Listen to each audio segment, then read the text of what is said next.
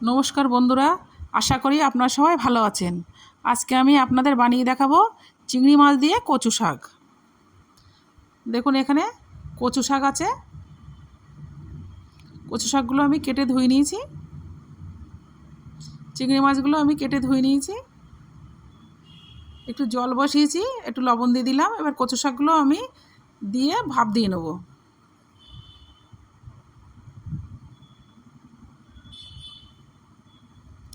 কড়াটা গরম হয়ে গেছে, আমি তেল দিয়ে দিচ্ছি।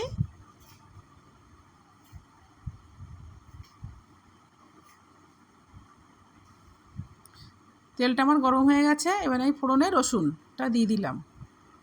রসুনটা আমি নেড়েচেড়ে লাল করে ভেজে নেব। এখানে আমি পেঁয়াজ দিয়ে দেবো। পেঁয়াজগুলো আমি নেড়েচেড়ে ভালো করে ভেজে নেব।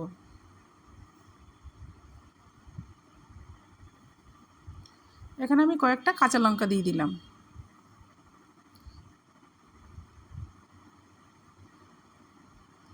এখানে আমি 2 চামচ জিরে গুঁড়ো দিয়ে দিচ্ছি। 2 চামচ লঙ্কার গুঁড়ো দিয়ে দিচ্ছি। স্বাদ মতো লবণ, পরিমাণ মতো হলুদটা আমি দিয়ে দিচ্ছি। এখানে আমি 2 চামচ চিনি দিয়ে দেবো। দিয়ে নেড়েচেড়ে মশলাটা আমি কষে নেব।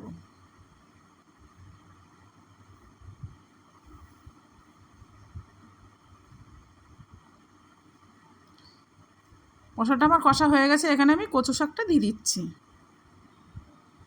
মশলার সঙ্গে কচু শাকটা আমি নেড়েচেড়ে কষে নেব।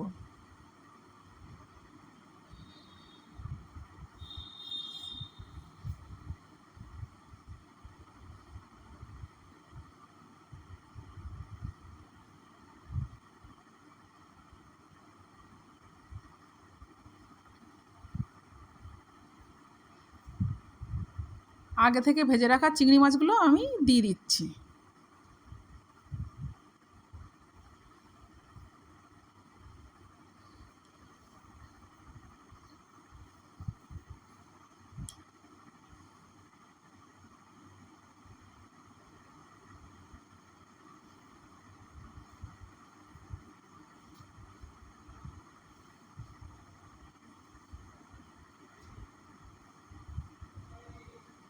দেখুন কচু শাকটা আমার হয়ে গেছে, আমি নামিয়ে নিচ্ছি। রেডি হয়ে গেছে আমার চিংড়ি মাছ দিয়ে কচু শাক।